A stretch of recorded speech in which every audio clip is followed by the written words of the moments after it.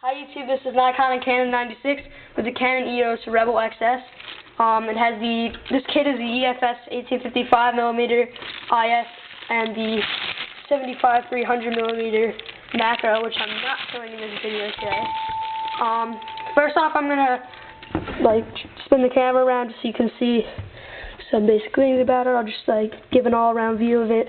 So, the lens. This is the image stabilizer in the AF mode.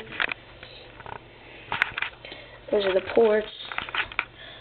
If I turn it on, I'll pop up the flash. There you go. That's the shutter button and the timer light. Mode dial. Back screen. Alright, that's pretty good overview for the moment. I'll talk about some pros about it. It has live view mode, which is, I didn't even know it came with that. I always thought it was on the XSI, but it comes on the XS2, which is a lot cheaper. It's got the 10.1 megapixel or 10.2, no, I think it's 10.1 megapixel sensor, which is really good. You know, it takes great pictures. It looks really nice. It's got a 2.5-inch screen, which is pretty much average for most cameras.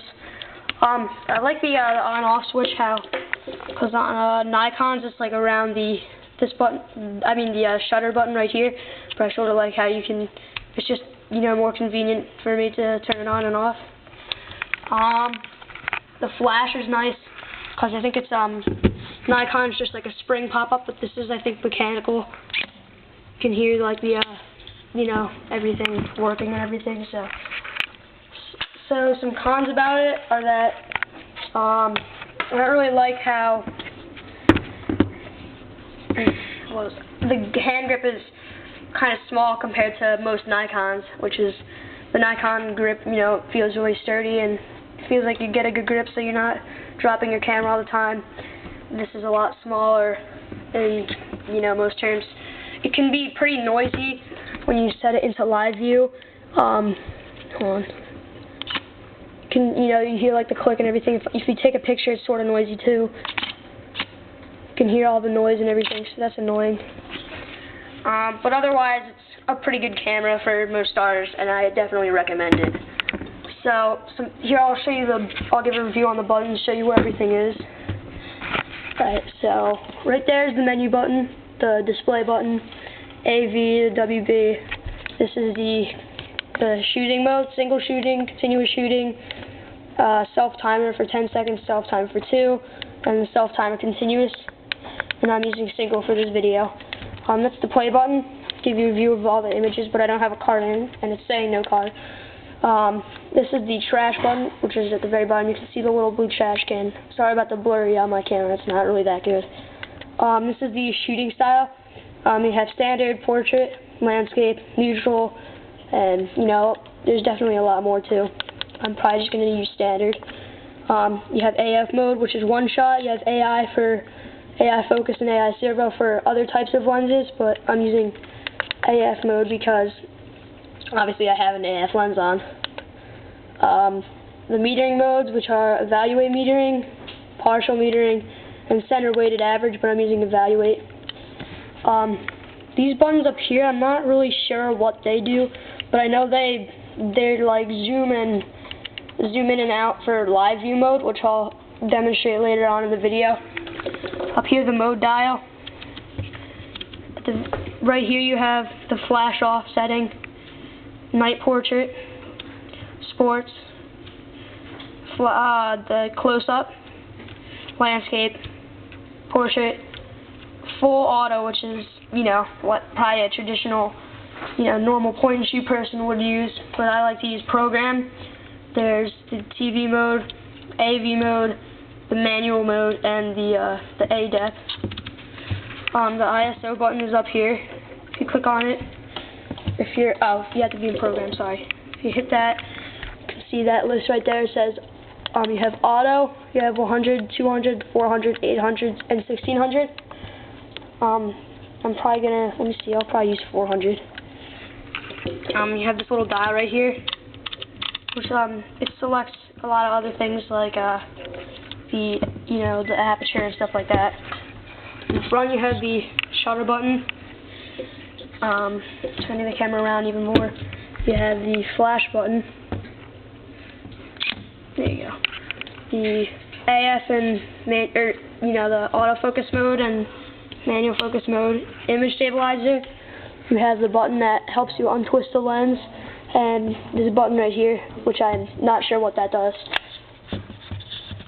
And very last, you have the video out port and the USB connector for your computer. So, let's put the camera back around so you can see the front. And let's see. I can show you. I'll read off the menu to you so you can get an idea of what all the sections are.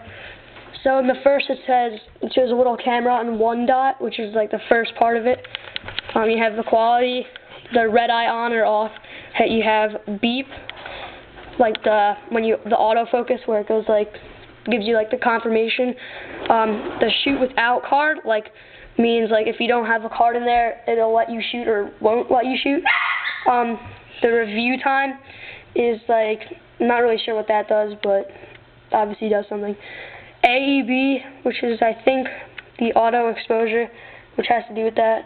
Flash X comp, I don't know what that stands for. Custom WB, WB shift, bracketing, color space, picture style, dust delete data, and the next slide. Oh, and by the way, that was the camera second slide. This is the play slide, which this has to do with the images that are on the card or on the camera. Protect images, rotate, erase images, print order, transfer order, the histogram, and autoplay. This has a little wrench, and it's the first slide of that. So have auto power off, file numbering, auto rotate, format, LCD on and off, screen color. The second wrench is LCD brightness, date and time, language, video system, sensor cleaning, the live view function, which I will show you next, the flash control. The third wrench slide, I should say, custom functions, clear settings, firmware version, and the next one is the My Menu settings. So let's go back and I'll show you the live view settings. I already have everything set, but I'll read that to you. It says live view shoot, which is enabled right now. The grid display is off, but I'll turn that on and show you that. And the metering timer, what does that do? Let me see. I'm not sure. I'll have to look at that, but I'm sorry, I don't know what that does. So if I go back, I'm at the normal menu. But if I hit set, and then it gives you a live view mode. I'll wave my hand in front of the camera so you can see. There you go. So this sometimes could be helpful for a first-time, DSLR user or something like that. And it also has that on the XSI if you're into more megapixelage, and the XSI also has a 3-inch screen, but I'll talk about that in another video. So the only problem is I think you have to use manual focus for this. So let's see, there we go. So you have to set the AF mode to manual. So it's not really a problem though. If you're used to using manual like me, then it's not really a big deal. These zoom buttons I was talking about in the beginning, right at the top, that just zooms in. It says times 10 and then it goes back to 0. And that's, let me see, what else do I have to, so it's pretty much mostly the XSI for the moment. Oh, and well, I'll show you this. When it's on, when you turn it off after a bit, it says sensor cleaning. Let me see. Oh yeah, okay. I'm just checking the camera to see if you can see it. If I shut it off, it says sensor cleaning, which is those little star things there, and it says sensor cleaning. And what it does is I think it shakes the sensor so dust gets off of it. So that's pretty much a basic review on the Rebel SS. Again, this kit was the 1855mm with the 75-300 macro. Definitely recommend this to first-time SLR users because it's It's a really nice camera, and it's got great features for, you know, point and shoot users. So go out and get yourself one. I think they're like $600. This kit, how much was this kit, Aunt Michelle? Wasn't it like close to $600, I think. Yeah. About $550, I think. About $550, I think she said. I guess she got this on, what was it, like QVC or something like that? Yeah, so on QVC this kit was like $550. So you get a good deal, and you get a great camera for, you know, first-time users, or even like a professional who wants a camera just in their car to take a good picture.